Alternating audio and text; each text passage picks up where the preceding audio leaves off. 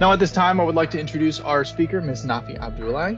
Ms. Abdullahi, we are honored that you are here with us today, and the floor is yours. Thank you, Jesse.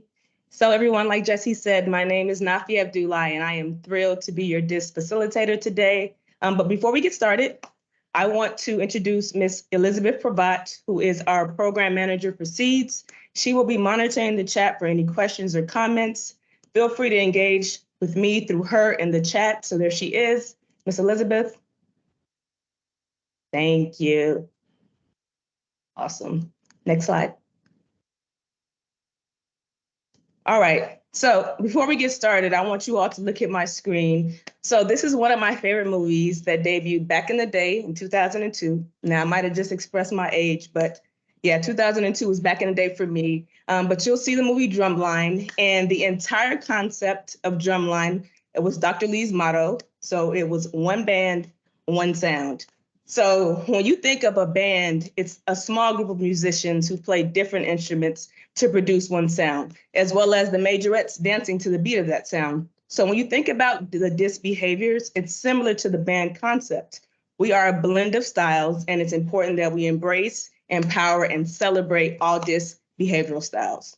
It's imperative that we follow the platinum rule, which is treat others as they want to be treated. So that's my little treat to you all about one of my favorite movies of all time. So if you haven't seen it, go check it out. It's a great movie. Next slide. So we'll cover a lot today, but here are our core learning objectives for today. So the first one will be identifying your own collaboration styles and communication preferences. That's the self-awareness piece. The second part will be identifying the DISC styles of the people you interact with, whether it's at work or whether it's at home. So that's the social awareness piece. The third will be to build on our strengths while managing our unproductive habits. That's the self-management piece. And then lastly, you'll be able to collaborate with your colleagues more effectively and build trust. That's relationship management. Next slide. So if you're familiar with Maslow's hierarchy of needs, give me a thumbs up or use your reactions in the chat if you ever heard of Maslow's hierarchy of needs. Perfect. Oh, wow, overwhelmed. Okay, great. So Maslow says that we cannot be at our best when our basic needs are not being met. So in order to reach the top, we must have a solid foundation. So regardless of how each DISC personality type expresses at work or at home, each style shares the same basic needs. So we all need air, food, water, shelter, so have you. So again, we can't be at our best when our basic needs are not being met. Next slide. So brief history of DISC. So DISC has been around a long time. And here's a breakdown of some of the foundations and languages of DISC that have evolved through the ages. So while the language and the descriptors have changed, shown in the chart, the four primary types have a great deal of consistency over time. So for the sake of this training, we're going to focus on the last row of the behavioral styles, which is the dominance, the influence, steadiness, and conscientiousness. Next slide. So what is DISC? So as we look at how DISC can help us build stronger communication and relationships, let's begin with defining what DISC is and why it is such a useful tool.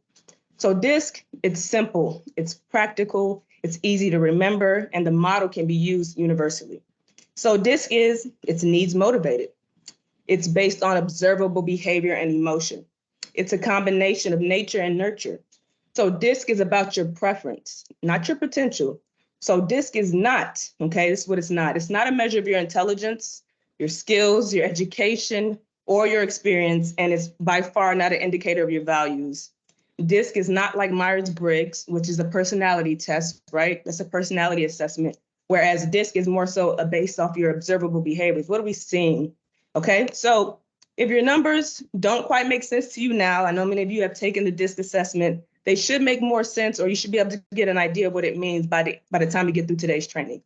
So before we get started on the four behavioral styles, I want to drop a poll in the chat because I'm always interested to see who I have in terms of a DISC behavioral style. So Jason's going to drop a poll in the chat, and you're going to select your highest DISC score that you rated today if you took the assessment today. So you'll take that, you'll press submit when you're done. If you had a tie, which is okay, I encourage you to choose which style you felt most resonated with you. So go ahead and make a selection. And I am watching this chat, and wow, I see some numbers. This is great. What do we got, Elizabeth? What is it looking like so Yeah, far? so we have the results coming in, and just a note to participants, go ahead and make your selection and click the submit button. And then after you click submit, you can click the X to close that dialog box.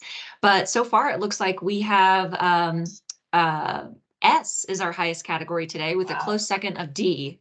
And then I's and C are also well represented, but S is in the lead. That's great. S's are great to have in a large group. So I appreciate every last one of you S's that are in here, my supporters. I appreciate you all. Awesome. You guys can continue to fill out the DISC score. I'm going to go ahead and move on to the next slide so we can get into what DISC is. So here's what DISC stands for and some of the basic characteristics.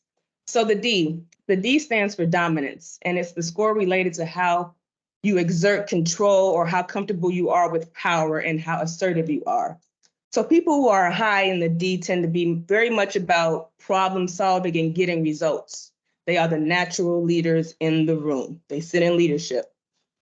So the I stands for influence, and it relates to your comfort level around social situations and open communication with others. So people with high I scores are the social butterflies in the room. So if you know me, you know this is me to the T. I am a high I. I'm a social butterfly.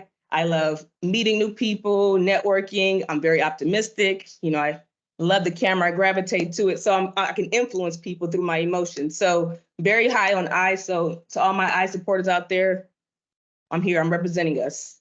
And then for the S stands for steadiness, or you may have heard of supportiveness. And this behavior trait is associated with one's ability to be patient, persistent, and they're thoughtful. They are relationship oriented, but they're not demonstrative like the I's are. They are the ones who sit back and watch, and when the time is right and they feel invited, they offer big insights to the group. Okay, so that S is, we're gonna sit back, we're gonna wait, let the D's and the I's probably hash it out, and then when we feel like we're comfortable with coming out, we're gonna share our thoughts as well. So that's the S. And then lastly, the C. The C stands for conscientiousness or compliance. And it's about how they prefer to relate to structure and organization. They probably prefer a much quieter environment, and they probably really enjoy working independently. So when I look at this graph, I always tell myself, if the characteristics on the screen don't apply, just let it fly. Because we are all a blend of these characteristics and these styles. So some of this stuff will resonate with you and it won't. And that's okay. Trust me, we are all a blend of these styles. Next slide. So DISC and emotional intelligence. So Daniel Goleman is a psychologist and an author of emotional intelligence. And I feel like every time I think about emotional intelligence, he said it best. Emotional intelligence is the single biggest predictor of performance in the workplace and the strongest driver of leadership and personal excellence. So a person with strong emotional intelligence has 4 traits. They have a sense of self-awareness. They have an understanding of what empathy means and what it looks like. And I have a great video later on empathy if you're a person that rides the fence and doesn't know what it looks like or how to apply that. Third, they know how to display their social skills. And then lastly, they have a sense of self-regulation. So very, very important traits to have when you want to understand emotional intelligence and what to use. Next slide. So when we look, there we go, perfect. So when we think about DISC as a tool for emotional intelligence, DISC is about personal competence and social competence. It's the ability to understand our own emotions and not letting our emotions get the best of us. That's the personal competence piece. Being able to read the emotional states of people around us and use that information to develop empathy and manage our relationships better. That's the social competence piece. And then DISC increases your self-awareness, because when you all looked at your scores today, that you took the assessment, you became aware of how you show up at work and what you need to perform at your best. So for the remainder of this training, we're going to start looking at your scores, getting a feel for what they mean through various videos and activities. So first up, we're going to watch one of my favorite videos, and it's about how people are different. And I want you all to see if you can identify with your style in this video. So go ahead, Jesse. Thank you.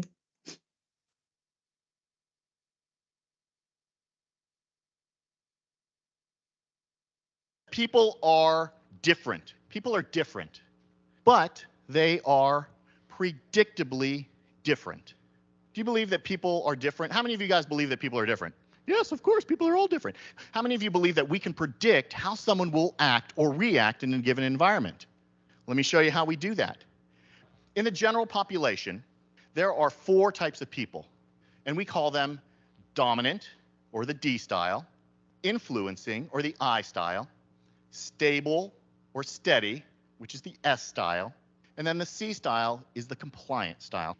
And those are the people that make up our world. And you see those people all the time. You see those people all the time. If you've ever walked up to an elevator and saw the guy that presses the button and then steps back and looks at the button again, and then he presses it, and then he taps it or holds it, because he thinks that as he presses that, the elevator must surely arrive faster, that is the D personality style. Dominant, direct, they're drivers. They want to control their environment. They want to do something to make something happen in their world. And so they will keep their thumb on that button until the elevator comes. Now, once the doors open and everyone walks in and they close, the one guy that turns around and starts talking to people, the guy that's smiling because once the doors close, he knows he has a captive audience, that is the I personality style. They're the influencers. They're the ones when the door opens, he goes, boom, 3rd floor, lingerie, enjoy your day. Those are the I's. Now the S personality style, they're stable, steady. They're very relational. They are people. Now they're the people that if the door's starting to close, but there's somebody that may or may not be wanting to get on the elevator, they'll stick their hand out. There's plenty of room. Come on in. Come on in. Now the D is back there going, oh, come on, man. I gotta go. Like, why are you waiting? And the S is holding the door open. And if there's too many people, they'll say, you know what? I'll just take the stairs. So they'll get out, let somebody else go. You go on. It's okay. That's that S personality style. Very stable, steady. Now, the C's. The C personality style is the guy that's very quiet, off to the side, and he's standing there looking at the plaque that says maximum weight, 3,700 pounds. And he's calculating body weight. He's going, if one person gets on, I'm off. Like that's the guy. He's the guy that notices when the inspection date is due on the elevator. So those are the 4 personality styles. Now, D's make up about 3% of the population. 3%. Do you know why?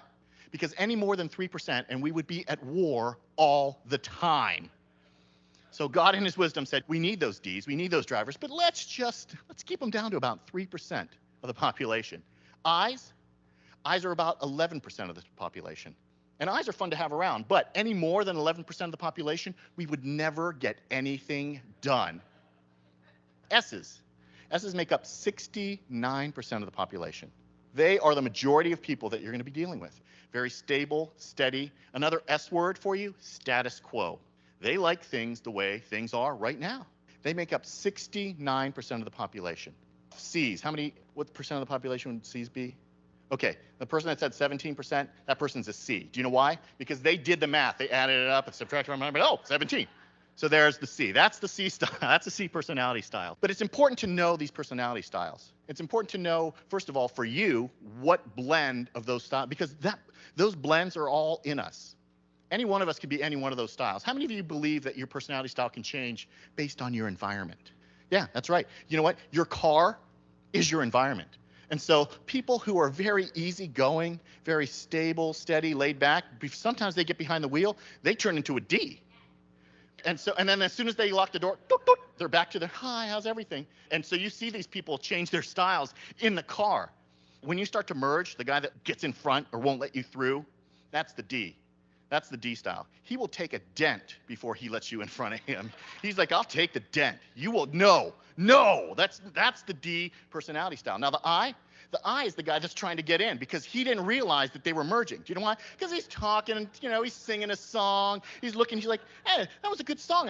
Last time I was down here, I remember there's a great radio. Oh, darn, I got to merge. That's the I. And he's waving. Hey, can I come in? Hey, can I come in? Hey, can I come in? Now the S personality style, they're the people that eventually will let you in. And they're like, this isn't right, but look at that guy. He's obviously from out of town.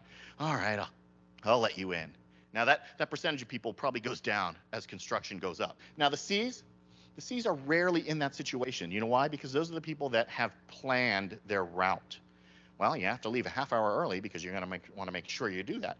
So those are the personality styles. So people are different. They are predictably different.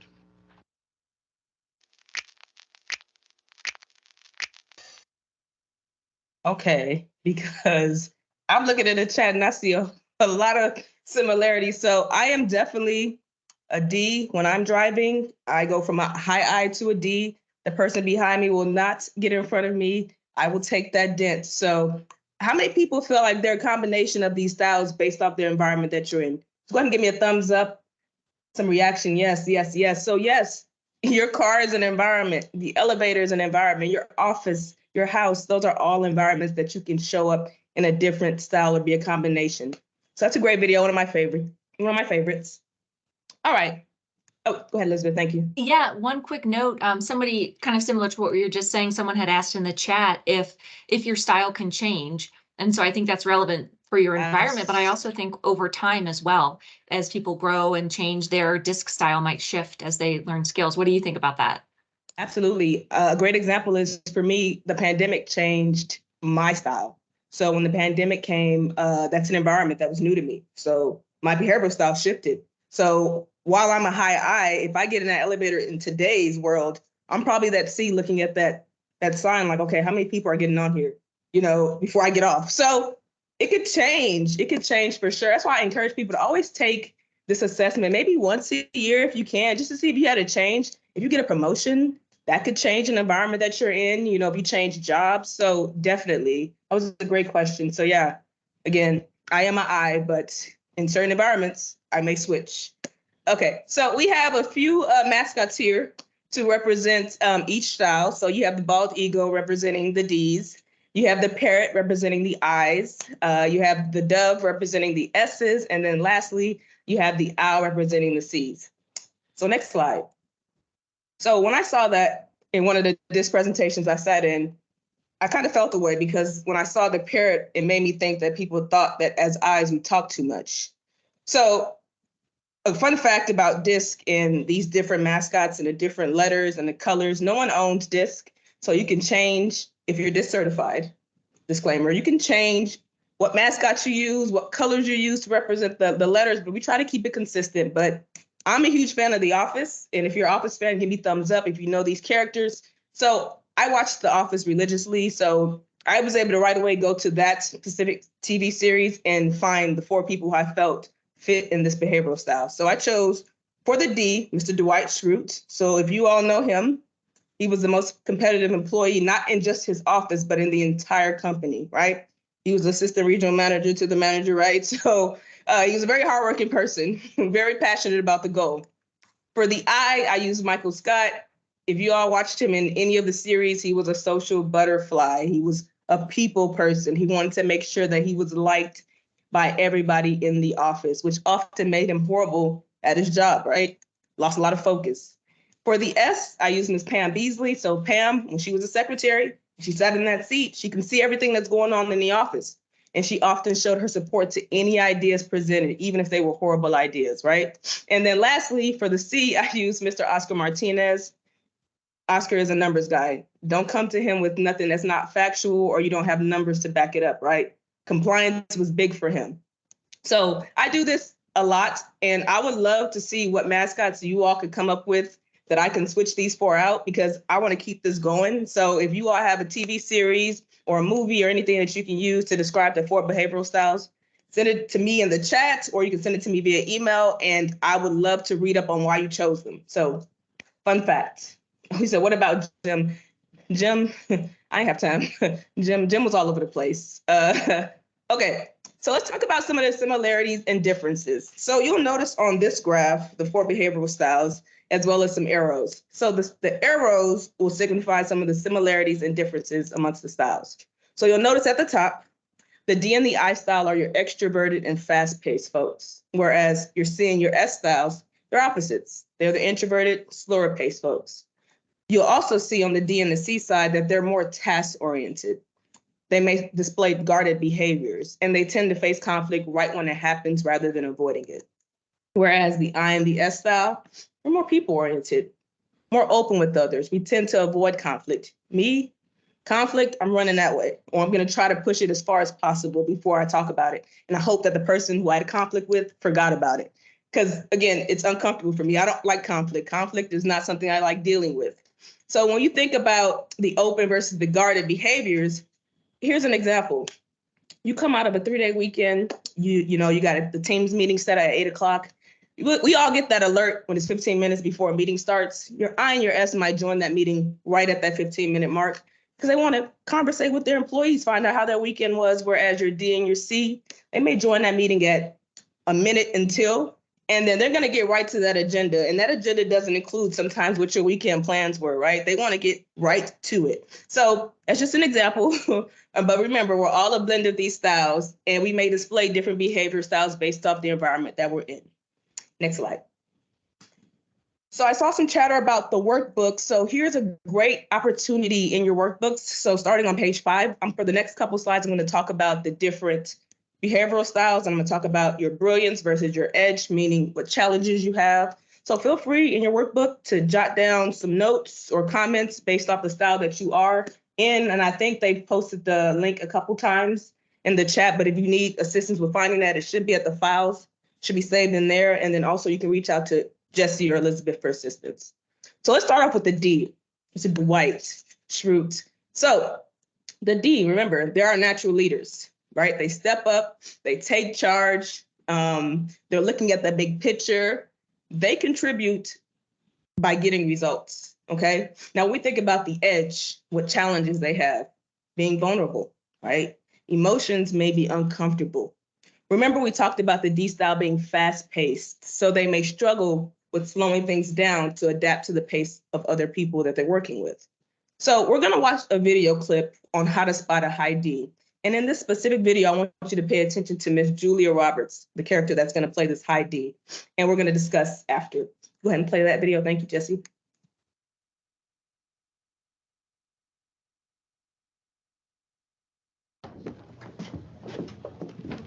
Counselors? Counselors?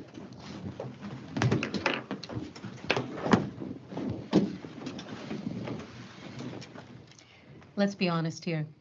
$20 million is more money than these people have ever dreamed of. Oh, see, now that pisses me off.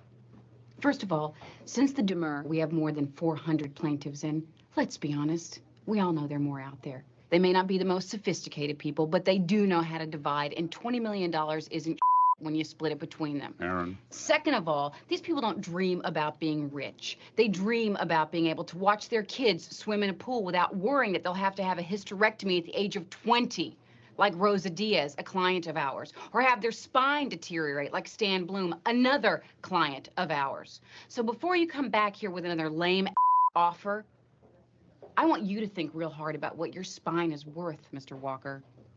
Or what you might expect someone to pay you for your uterus, Miss Sanchez. Then you take out your calculator and you multiply that number by 100. Anything less than that is a waste of our time. By the way, we had that water brought in special for you folks. Came from Well and Hinckley.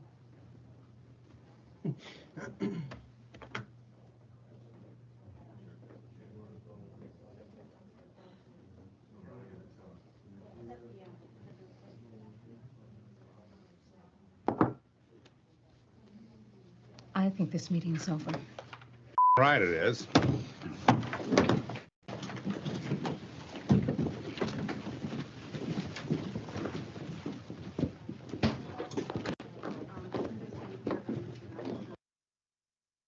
Oof, okay. So right off bat, her eye contact was spot on, right? She was very intentional about this meeting. She had details about her clients. She knew most of the details about her clients, their conditions. I have a question for our Ds, and I want to know if you can relate to this. So would you say that people tend to mistake your passion for aggression? Let me know your thoughts. And then you can go ahead and, oh, I see thumbs. Got it. So if you are a high D, what do you wish people understood about you being a high D? Just curious.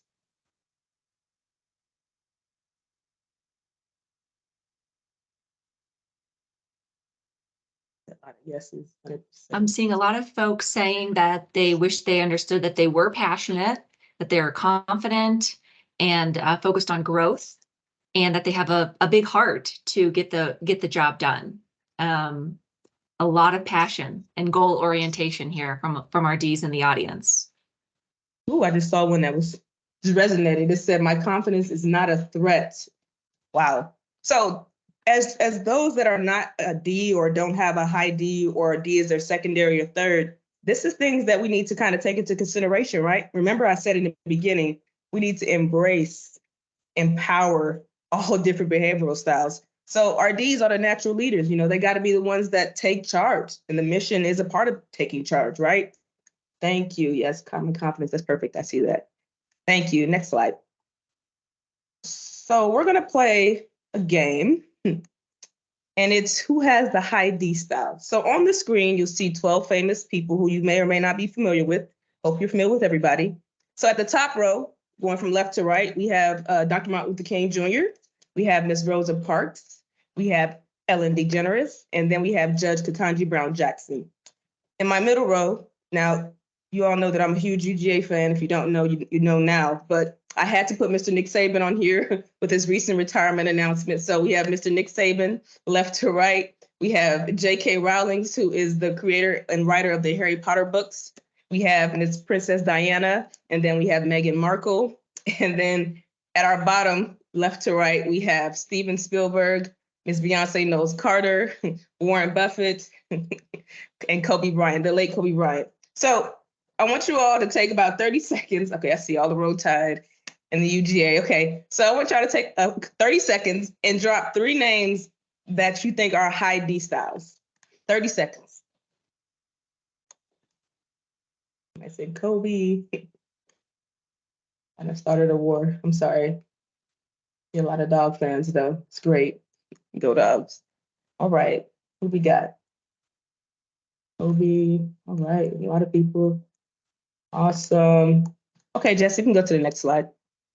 So if you selected Nick Saban, Judge Ketanji Brown Jackson, and Kobe Bryant, you were correct.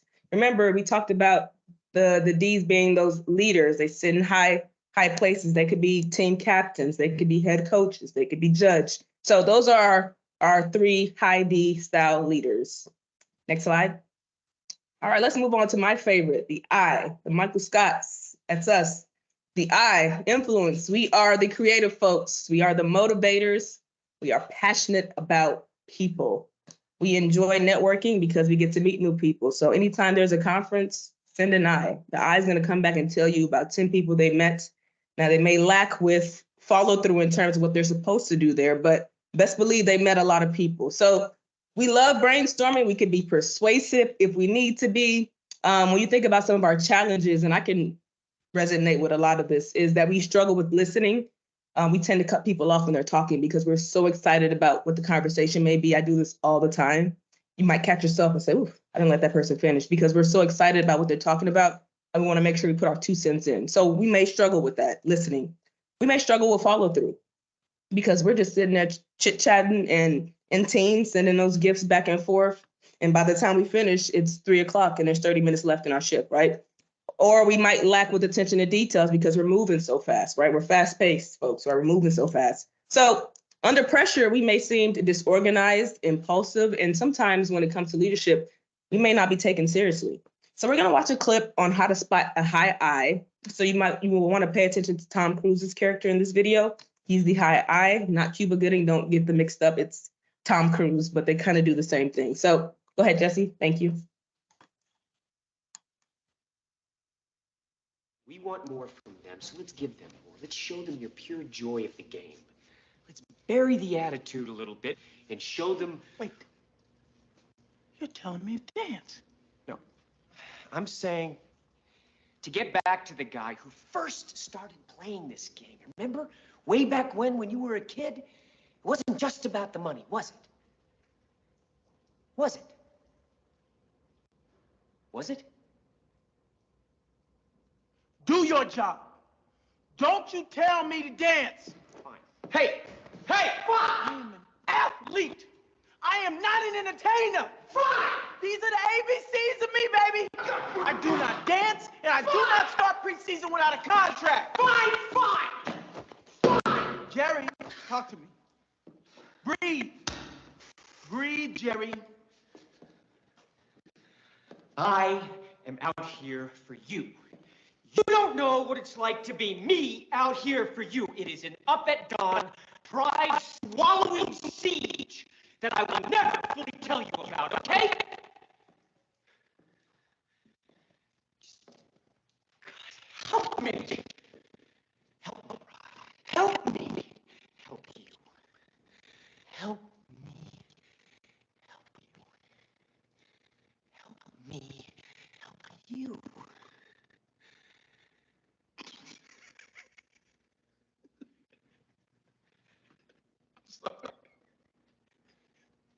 You are hanging on by a very thin thread.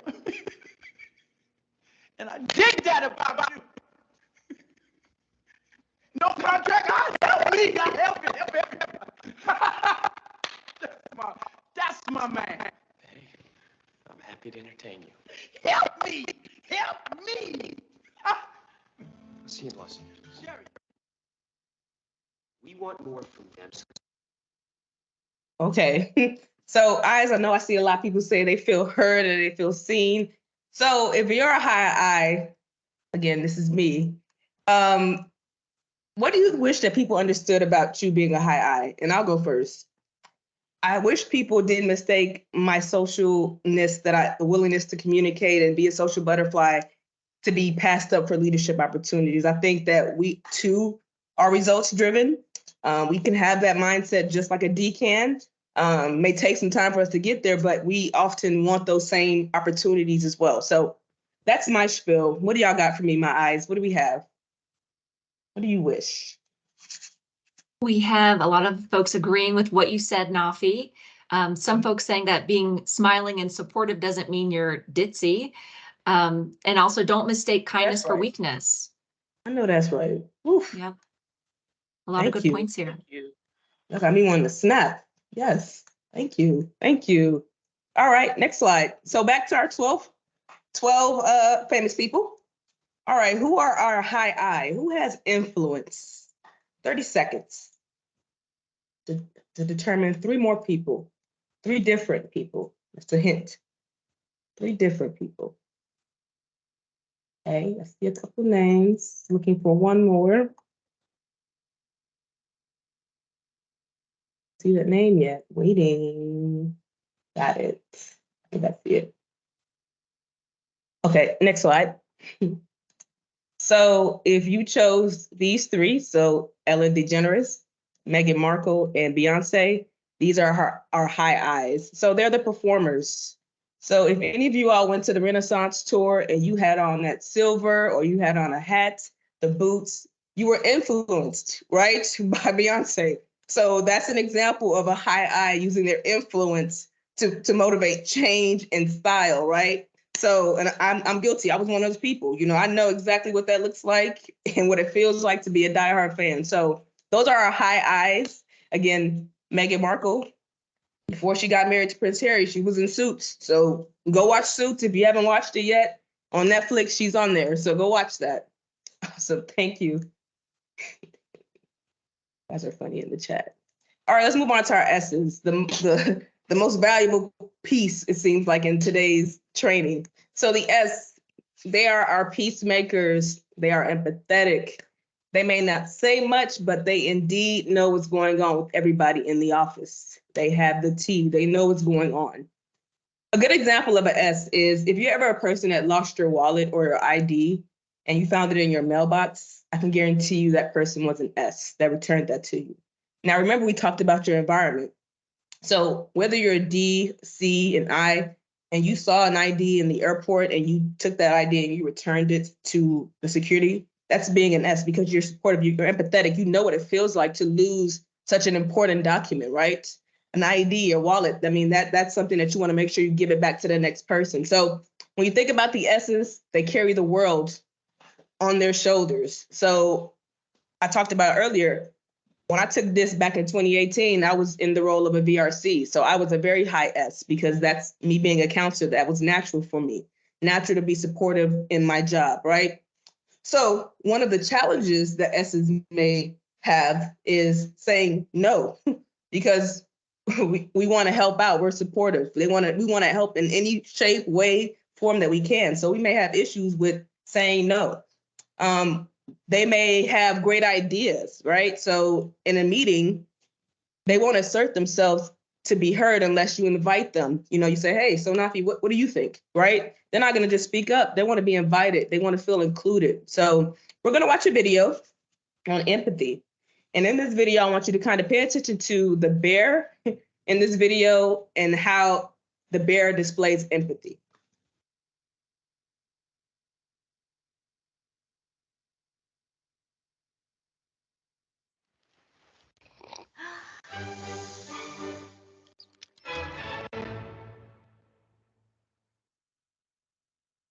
So what is empathy, and why is it very different than sympathy? Empathy fuels connection. Sympathy drives disconnection. Empathy, it's very interesting. Teresa Wiseman is a nursing scholar who studied professions, very diverse professions where empathy is relevant, and came up with 4 qualities of empathy. Perspective taking, the ability to take the perspective of another person or recognize their perspective as their truth. Staying out of judgment, not easy when you enjoy it as much as most of us do. Recognizing emotion in other people and then communicating that. Empathy is feeling with people. And to me, I always think of empathy as this kind of sacred space when someone's kind of in a deep hole and they shout out from the bottom and they say, I'm stuck, it's dark, I'm overwhelmed. And then we look and we say, hey, you climb down. I know what it's like down here, and you're not alone. Sympathy is, ooh, it's bad, no, you want a sandwich? Empathy is a choice, and it's a vulnerable choice, because in order to connect with you, I have to connect with something in myself that knows that feeling. Rarely, if ever, does an empathic response begin with at least. Yeah. And we do it all the time, because you know what? Someone just shared something with us that's incredibly painful, and we're trying to silver lining it. I don't think that's a verb, but I'm using it as one. We're trying to put the silver lining around it. So I had a miscarriage. Oh, at least you know you can get pregnant. I think my marriage is falling apart. At least you have a marriage. John's getting kicked out of school. At least Sarah is an A student. But one of the things we do sometimes in the face of very difficult conversations is we try to make things better. If I share something with you that's very difficult, I'd rather you say, I don't even know what to say right now, I'm just so glad you told me. Because the truth is, rarely can a response make something better. What makes something better is connection. Oof. All right. So very great video. So, I mean, I think the ending is the biggest piece, you know, when Renee said, I don't even know what to say, but I'm just glad that you told me. Understanding that you're not here to fix the problems. People just want to let it out in a safe place, right? And that's oftentimes what the S supportiveness style brings, a safe place. One thing I do caution people who are S's and the people who are around the S's, they're your strong friends. Check on them. Check on your strong friends, because it's the strongest friends that won't tell you that they have something going on. And for the sake of time, I won't use my personal example, but I am that strong friend. I can be an S in a different environment. And oftentimes I am bad at saying no or not letting out my own personal feelings that I have going on. So check on your strong friends, check on those S's. So if you're an S, what do you wish people understood about being a high S? What do y'all have? Nafi, S is my style, and I totally agree with what you said. It's hard to draw those boundaries, and also hard to show that vulnerability. So totally with you on that. It's looking, yeah, a lot of agreement in the chat that folks think that they would like to be checked on as well. Some folks saying that being an S is like being the oldest child. And that just because someone's being quiet doesn't mean that they're not paying attention. So they're always out there being observant, but maybe not speaking up. That's the S, and this is why you all are the highest, We need you. We need you. All right, next slide. Let's go back to our 12. So choose 3 more people who have a high S style. Who are high S's?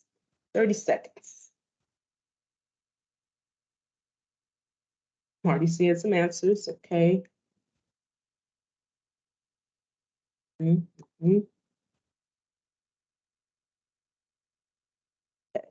I see all 3. Okay, next slide. So if you guessed Dr. Martin Luther King Jr., Miss Rosa Parks, and Princess Diana, you are correct. Think about the most compassionate people that we had in this world. So thank you for that. Let's move on to the next slide. Our C's.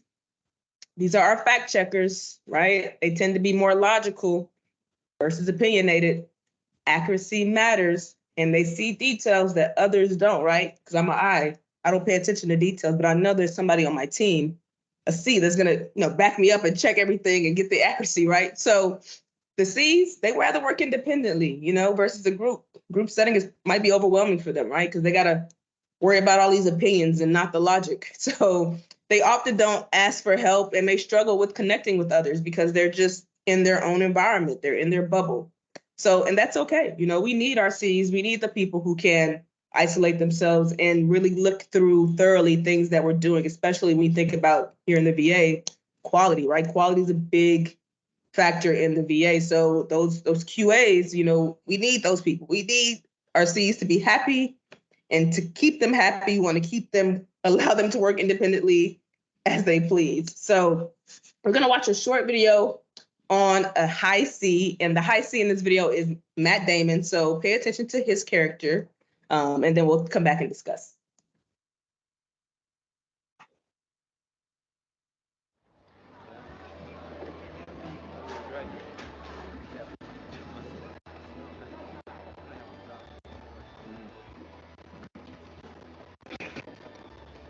Oh, hello. Oh, hello. Hi, how are you? Fine. So do you ladies, How often? Do I come here? I come here a bit. I'm here, from time to time. Do you go to school here? Yeah. Yeah. I think I had a class. Oh, yeah? What class? History. Maybe. Yes, I think that's what it was. You don't necessarily might not remember me. I like it here. It doesn't mean because I go here I'm a genius. I am very smart. Hey, how's it going? How are you? Good, how you doing? You want it? What class did you say that was? History. Yeah. Just history? It must have been a survey course then, huh? Yeah, it was. It was surveys. Right. You should check it out. It's a good course. It's going to be a good class. Oh. How'd you like that course? Frankly, I found the class, rather elementary. Elementary. Yeah. I don't doubt that it was. Yeah. I remember that class. It was just between recess and lunch. Clark, why don't you go away? Why don't you relax? Why not go away? I'm just having fun with my new friend, that's all. But we could have a problem? No, there's no problem here. I was just hoping you might give me some insight into the evolution of the market economy in the southern colonies. My contention is that prior to the Revolutionary War, the economic modalities, especially in the southern colonies, could most aptly be characterized as agrarian pre-capital. All right, of course that's your Hang on a contention. second. You're a first-year grad student. You just got finished reading some Marxian historian, Pete Garrison probably. You're gonna be convinced of that till next month when you get to James Lemon. Then you're gonna be talking about how the economies of Virginia and Pennsylvania were entrepreneurial and capitalist way back in 1740. That's gonna last until next year. You're gonna be in here regurgitating Gordon Wood, talking about, the pre-revolutionary utopia and the capital-forming effects of military mobilization. Well, as a matter of fact, I won't, because Wood drastically underestimates the impact of social... Wood drastically underestimates the impact of social distinctions predicated upon wealth, especially inherited wealth. You got that from Vickers. Work in Essex County, page 98, right? Yeah, I read that too. Were you gonna plagiarize the whole thing for us? Do you have any thoughts of your own on this matter?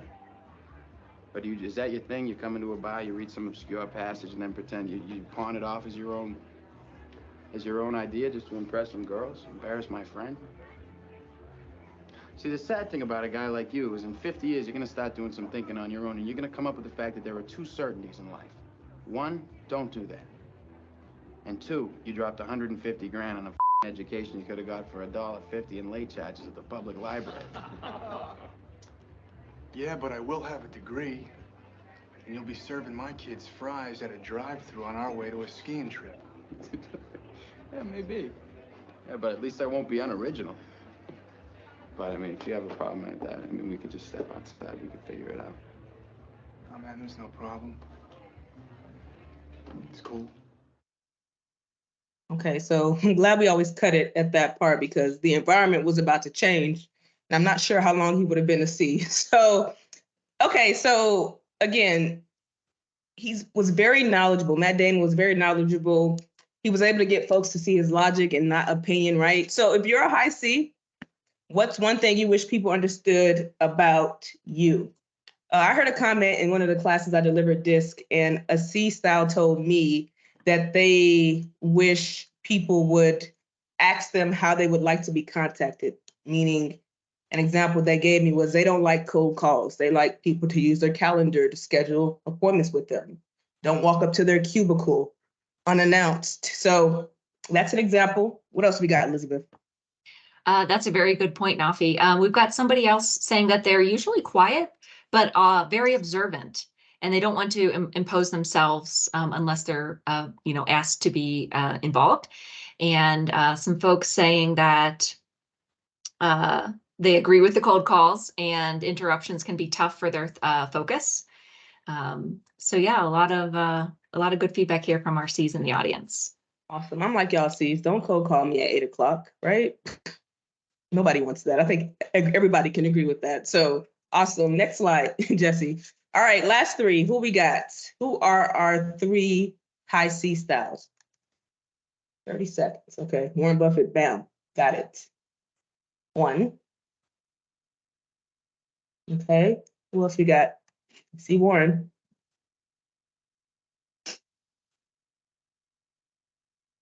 Steven Spielberg. Oh, there we go. All three. You can go to the next slide, Jesse. So yes, J.K. Rowling, Steven Spielberg, and Warren Buffett. So Warren Buffett, of course, he's a numbers guy, right? And fun fact, when I researched J.K. Rowling's and Steven Spielberg, it said they like working independently. So I felt like they fit right into this category because C-styles, they like working in that independent, work environment. So I think this resonated great with those three. So thank you all for participating in that. So next slide, in your workbooks, and I know hopefully everybody got the email, and again, it's posted in our files so you can download it, but I gave you a few cheat sheets on how to manage relationships with different DISC styles. So on the screen, you see the first one being the high Ds and what to do and what not to do. So of course, and if you know what bluff means, go ahead and drop that in the chat. I'm just curious to know who knows what that means, bluff. But yeah, so you want to provide them with regular opportunities, a leadership opportunity. So like detail opportunity. Yep, bottom line up front. Okay, whoa, everybody got it. Perfect. Good. I thought it was just me. Awesome. And then you don't want to be verbose or misunderstand their intentions, right? We talked about that. Remember, they're passionate about the goal. Don't mistake that for being mean or aggressive. Next slide. Same thing with the I's. Here are some do's and don'ts. Expect some socialization from us.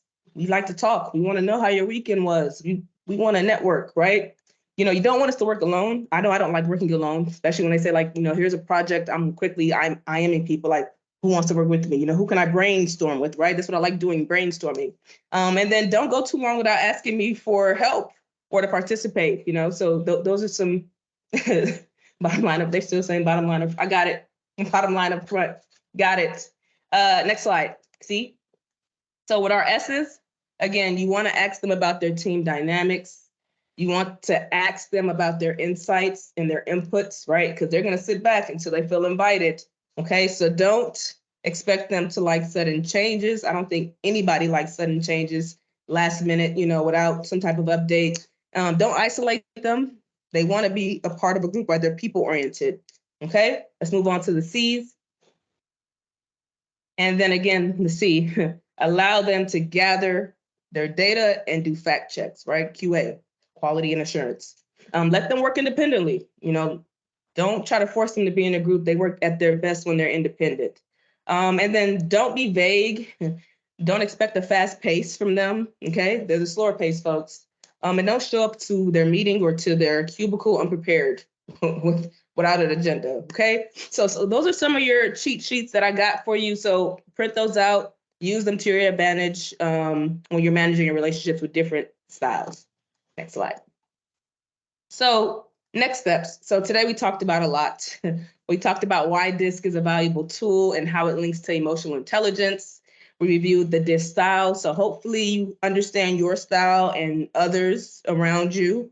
Now that you have a better understanding of DISC and the styles, you can adjust the way you interact with your peers, right? And how you communicate to them, how you engage them in meetings, you motivate them and connect with them. So I have a challenge for you in the following weeks. And you'll see this on your workbook. I think it's the last page. It has 3 things. I challenge you to pick one edgy or a challenging area that you want to improve.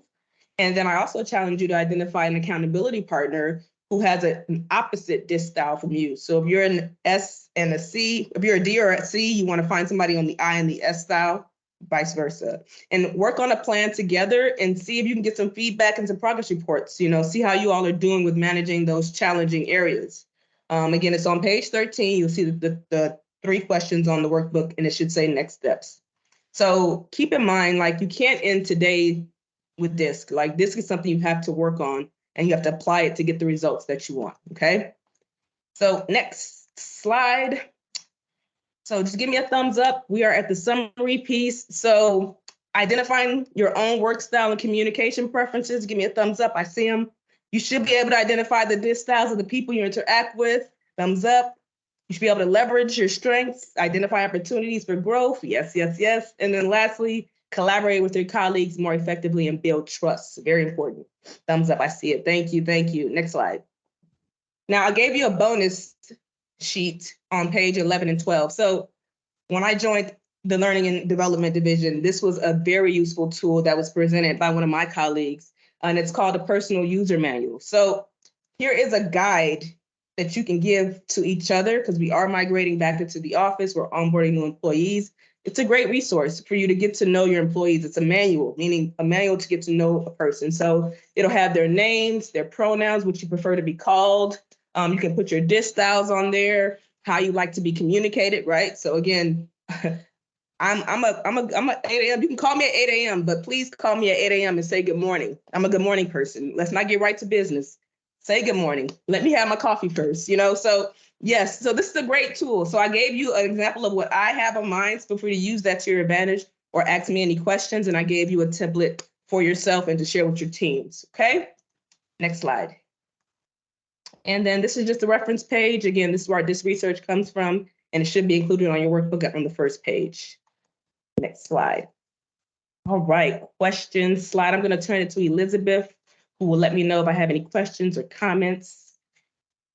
So we had some folks in the chat mentioning how great of a team exercise this would be. And so I just want to echo that this is absolutely ideal if you can learn your peers' styles as well. And that will really help adapt how everyone engages with one another on the within the team. And then one thing that I wanted to get your take on, Nafi, was someone was saying how they're currently in the claims processing role. So a very kind of analytical position. And they said that they are an I, and they're really kind of struggling with that. Any type of guidance or tips that you could share with somebody who feels like maybe they're kind of in a mismatch at present, or what next steps would you recommend for them? And I can relate to that because I was an I and I was a budget analyst, and that was a difficult environment for me.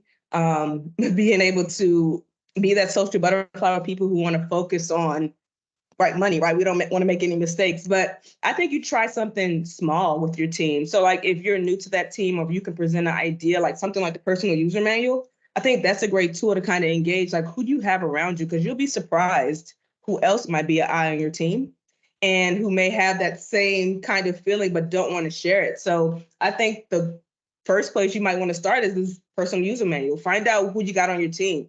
Find out their preferences, what connections you all have, what differences you have. I think that's a great tool to start with. I hope that answers your question. If not, you can reach out to me directly, and I can give you my whole spiel on being a budget analyst and how I adapted with that. Thank you. That's such a great tip and a great starting point, and a tool for folks to have at their disposal. We also had some people asking about the Myers-Briggs personality assessment. Yeah, so Now- that's a person. yeah. Yeah, so that's a Mhm. personality assessment. It's very different from DISC. So DISC, again, remember, it focuses on the observed behaviors, and Myers-Briggs is about your personality, like literally going into your personality style and type. So that's a different assessment. It costs, it's not free like the DISC assessment is. So that's why I just kind of mentioned it, so you kind of know that it's not a, DISC is not about your personality. There's a different assessment for that. Great. And then we will repost in the chat the link to the DISC assessment, because some folks maybe had trouble locating that, but we'll repost that for everybody to access. And I'm not seeing any other questions, but really great discussion and participation in the chat here today. So really appreciate that, and really appreciate you guiding us through this content, Nafi. Awesome. Well, you all, it's been a pleasure. Look at that, on time. So feel free to follow me on LinkedIn. I'm very active on LinkedIn. I'm going to actually post the flyer, and feel free to engage with me, follow my team, Learning and Development. We are everywhere. So we're on LinkedIn. Stay connected with us. We post a lot of things coming up within us. So thank you all for today and your support. See a lot of friends. I'm so grateful for everybody who's on today. So thank you for everything. And again, the survey link will be posted immediately after this. So please give me your honest feelings, your honest thoughts, and I will read all of them. So please, thank you, thank you. Thank you, Jesse. You just dropped it. Perfect. All right, I will pass it back to Elizabeth. Thank you. Okay, thank you so much, everybody, for attending today's Seeds event. Please, we welcome your feedback and would love to know what you think. As well, if you have any suggestions about future topics, feel free to put that in the survey or reach out to me for those ideas. And we will send out via email the workbook and the slides. I see that there was also a question about getting the video links because they're not in the PowerPoint. Let me see what we can do about that, and I'll put that information in the email as well, along with the link to take the DISC assessment if you missed that from the registration information. But thank you so much for your participation, and we hope to see you again at our next Seeds event.